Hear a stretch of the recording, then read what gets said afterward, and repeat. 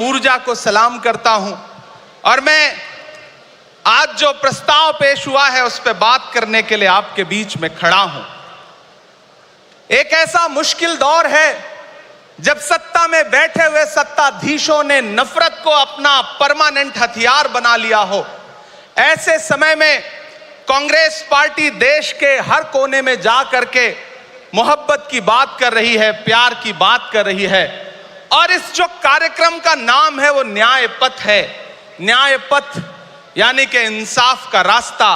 और उस इंसाफ के रास्ते पर अपने अतीत की विरासत को संभाल करके, संजो करके लेके चलता हुआ एक ऐसा न्याय का योद्धा जिसका नाम राहुल गांधी है, जो हम सब के लिए प्रेरणा का स्रोत है। मैं गुजरात में खड़ा हूं, जो महात्मा गांधी का गुजरात है, जो सरदार वल्लभ भाई पटेल का गुजरात है। तो मैं इस गुजरात में खड़ा होकर के अपने अतीत और अपने वर्तमान को मिलाता हूं तो मैं ये महसूस करता हूं और फख्र से सोचता हूं कि मैं वो हूं, मैं कांग्रेस का अदना सा एक वो सिपाही हूं जिसकी जड़ें जाकर के महात्मा गांधी से मिलती हैं और जिसके कदम जाकर के राहुल गांधी से मिलते हैं। मैं सौभाग्यशाली हूं कि मैं कांग्रेस पार्टी का एक अदना सा सिपाही हूं।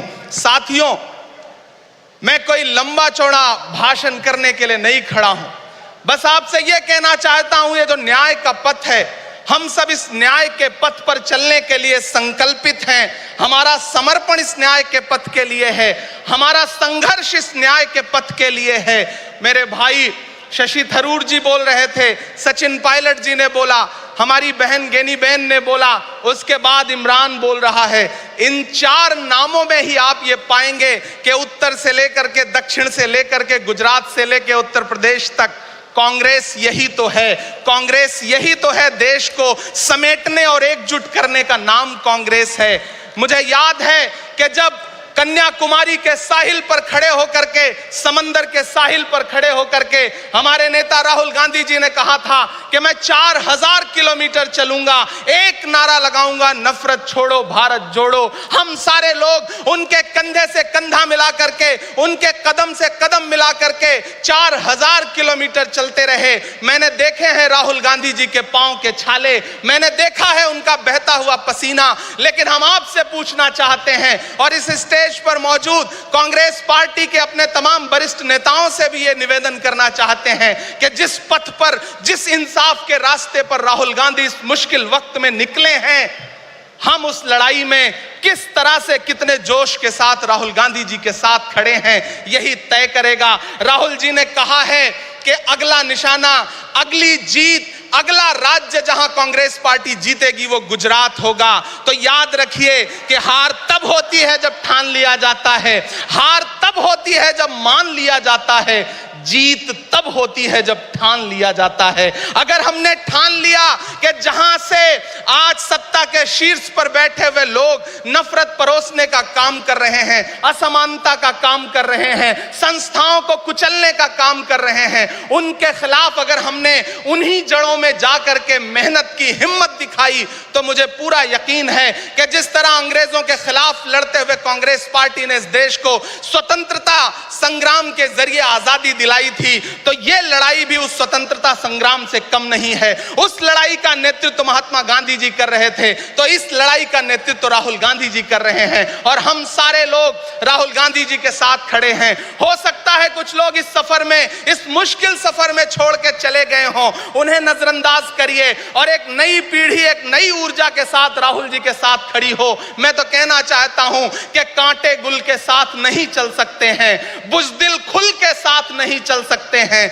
रास्ते में जो छोड़ गया उसे जाने दो, सब राहुल के साथ नहीं चल सकते हैं। आप सारे लोग, हम सारे लोग और इस देश के लाखों लाख, करोड़ों करोड़ लोग राहुल गांधी जी के साथ खड़े हैं। और यहां खड़ा होकर के इस देश के पिछड़ों को, आदिवासियों को, दलितों को, अल्पसंख्यकों को मैं सबको भरोसा दिलाते हुए इतना कहना चाहता हूं कि मेरे भाई, कांग्रेस ही है जो आपकी असली लड़ाई लड़ रही है। मुझे वो दिन याद है कि यह सरकार जब एक बिल लेकर के आई तो रात के 3 बजे भी आदरणीय सोनिया गांधी जी राज्यसभा में मौजूद थी इस देश के लिए, इस संविधान के लिए लड़ाई लड़ने के लिए। और राहुल गांधी जी भी लोकसभा में मौजूद थे उससे एक दिन पहले।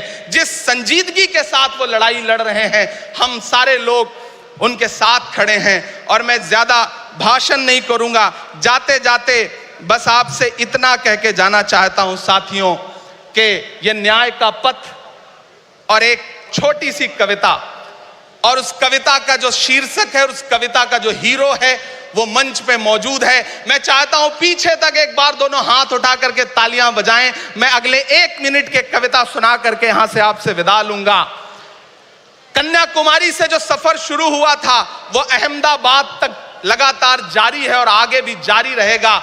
और कल ही राहुल जी परसों बिहार से लौटे हैं, तब ये कविता मैं सुनाता हूं कि उदास मौसम बदल रहा है, उदास मौसम बदल रहा है, धुएं का पर्वत पिघल रहा है, दिलों में लावा उबल रहा है। सुबह सुबह जब हुजूम लेकर सफर पे निकले तो यूं लगे है कि जैसे सूरज निकल रहा है।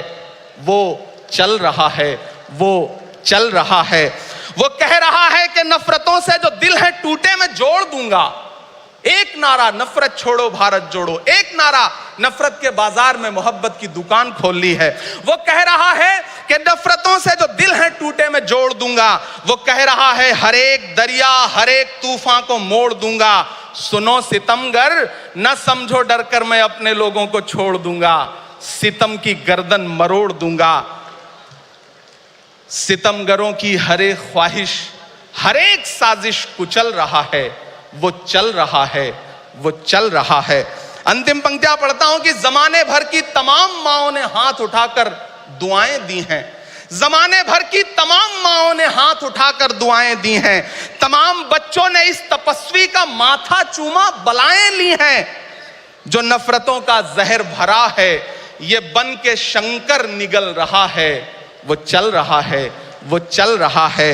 मोहब्बतों की किताब लेकर लबों पे अपने गुलाब लेकर, मोहब्बतों की किताब लेकर लबों पे अपने गुलाब लेकर, सुनहरे रंगों का ख्वाब लेकर वो आया है इंकलाब लेकर। बलाएं रास्ता बदल रही हैं, फजाएं खुशबू में ढल रही हैं। ये नफरतों का निजाम बदले, हिकारतों का कलाम बदले। अगर ये रहबर नहीं बदलते तो अपना लहजा अवाम बदले। अंधेरे बेचैन दिख रहे हैं, कोई जो है इस अंधेरी शब में मशाल की तरह जल रहा है। वो चल रहा है, वो चल रहा है, वो चल रहा है। बहुत बहुत आप सबको धन्यवाद दूंगा। साथियों, आपने जिस जिंदा दिली से सुना उसके लिए आपका बहुत आभार। न हम सफर न किसी हमनशी से निकलेगा, हमारे पांव का कांटा हम ही से निकलेगा। वतन की रेत मुझे एड़ियां रगड़ने दे, मुझे यकीन है पानी यहीं से निकलेगा। बहुत बहुत शुक्रिया। बहुत बहुत शुक्रिया इमरान भाई। आपने जो कहा वो कांग्रेस के